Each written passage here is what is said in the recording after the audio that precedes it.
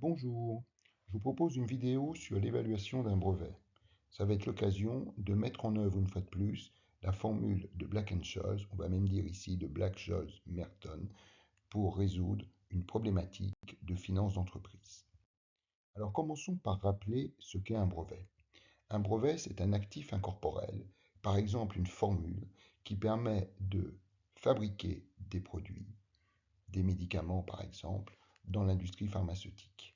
Une fois que l'entreprise a acheté le brevet, elle doit, en général, acquérir des immobilisations corporelles, car elle a besoin de s'équiper pour fabriquer des produits dont la composition repose sur la formule qui a fait l'objet du brevet. On va noter grand E, l'investissement à réaliser pour se procurer les immobilisations corporelles qui sont nécessaires à la fabrication des produits issus du brevet.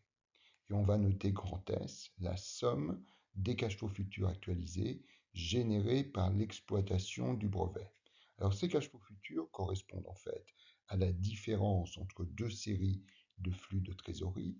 Tout d'abord, la vente des produits finis, dont la composition, une fois de plus, repose sur le brevet, et d'autre part, les dépenses nécessaires à leur fabrication, qu'il s'agisse d'achat de matières premières, de produits intermédiaires, de consommations diverses, de frais de personnel, de loyer, le tout évidemment étant net d'impôts. Alors, une fois que le brevet est acquis, l'entreprise réalisera l'investissement industriel grand E si la vanne des immobilisations corporelles à acquérir est positive.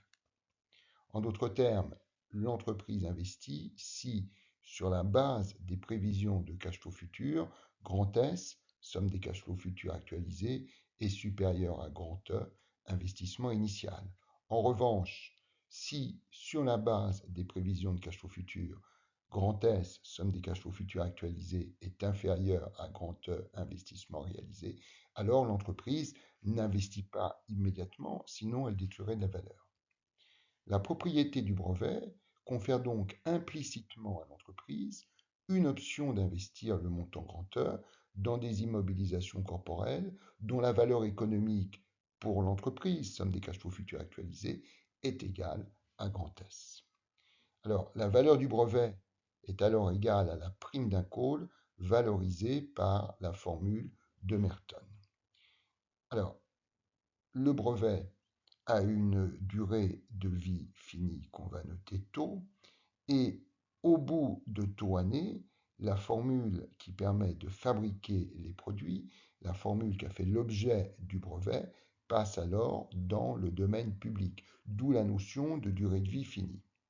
Ainsi, chaque année, le brevet perd une partie de sa valeur, à savoir un surtaux. Par exemple, si le brevet correspond à une formule qui entrera dans le domaine public dans 20 ans, taux égale 20 ans, et chaque année, le brevet perd un vingtième, c'est-à-dire 5% de sa valeur. Alors, pour valoriser ce brevet, on utilise donc la formule de Merton ou encore la formule dite de Black-Scholes-Merton. En fait, la formule de Merton, elle peut être vue comme une adaptation de la formule de Black-Scholes, prenant en compte la baisse de la valeur de l'action sous-jacente lorsque l'entreprise distribue un dividende. Alors, on va noter, pour revenir à la formule de Merton, petit d, le taux de rendement de l'action, c'est-à-dire le rapport dividende divisé par cours. Si on remplace grand S de la formule de Black-Scholes par S' égale grand S exponentielle de moins D taux, on doit garder à l'esprit que D est égal, dans l'hypothèse de notre valorisation du brevet, à un surtaux, c'est-à-dire le pourcentage de baisse de la valeur du brevet chaque année. Par conséquent, S' que l'on doit calculer pour adapter la formule de Black-Scholes est égal à S exponentielle de D moins 1 sur taux fois taux, c'est-à-dire en simplifiant par taux, S' est égal à S exponentielle de moins 1, c'est-à-dire à S sur E, où E est égal à 2,7. Donc finalement, la valeur du brevet, c'est la prime d'un cours dont les paramètres sont les suivants. Tout d'abord, grand S, le cours du sous-jacent, c'est la valeur des cash flows futurs actualisés, générés par le projet d'investissement. Grand E, c'est l'investissement en tant que tel en immobilisation corporelle. Taux, c'est la durée de vie du brevet, c'est-à-dire la durée pendant laquelle la formule qui fait l'objet du brevet ne passe pas dans le domaine public. Sigma est la volatilité des cash flows futurs. R est le taux sans risque et le petit d de la formule de Merton est égal à 1 sur taux, ce qui explique qu'on va remplacer, comme ça vient d'être vu, S par S' égale S sur 1. Alors, prenons un exemple. Imaginons une société grand S de l'industrie pharmaceutique qui peut acheter un brevet permettant de fabriquer un nouveau médicament. La formule brevetée entrera dans le domaine public dans 20 ans. Alors, la mise en exploitation de ce brevet suppose l'acquisition d'un équipement industriel d'une valeur de 100 millions d'euros. À cette date, compte tenu des perspectives du marché du médicament, la somme grand S des cash flows futurs actualisés est supposée être égale à 90 millions d'euros. Mais on estime aussi la volatilité des cash flows à 40%. Enfin, on précise que le taux sans risque est égal à 3%. Et on se propose sur ces bases de valoriser le brevet. Alors, on rappelle que le brevet, c'est à une valeur qui est égale à la prime d'un call.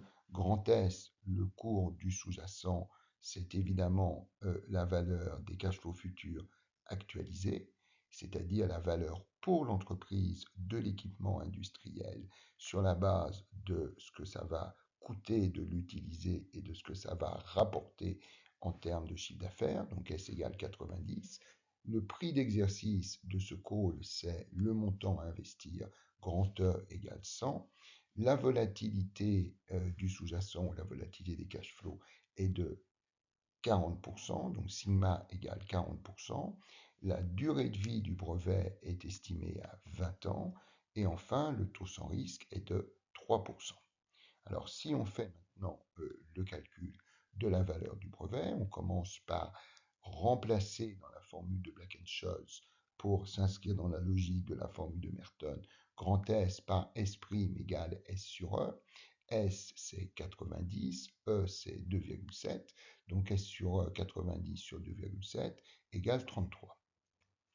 Si on veut appliquer la formule de Black-Scholes, on a besoin de D1 qui va être égal d'abord à log de S' sur E, donc 33 divisé par 100, plus R plus sigma 2 sur 2 fois taux, donc R 3%, 0,03, plus sigma 2, 0,4 au carré sur 2, le tout fois taux, c'est-à-dire le tout fois 20, et ce que je viens de dire devant être divisé par sigma racine de taux, c'est-à-dire 0,4 racine de 20, ce qui nous donne finalement, pour D1, 0,61.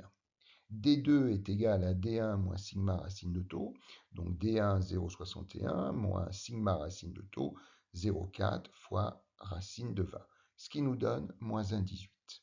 Alors, en utilisant la fonction loi normale standard d'Excel, on obtient que phi de 0,61, c'est-à-dire l'image de 0,61 par la fonction de répartition de la loi normale centrée réduite est égal à 0,73 et que phi de moins 1,18 est égal à 0,12.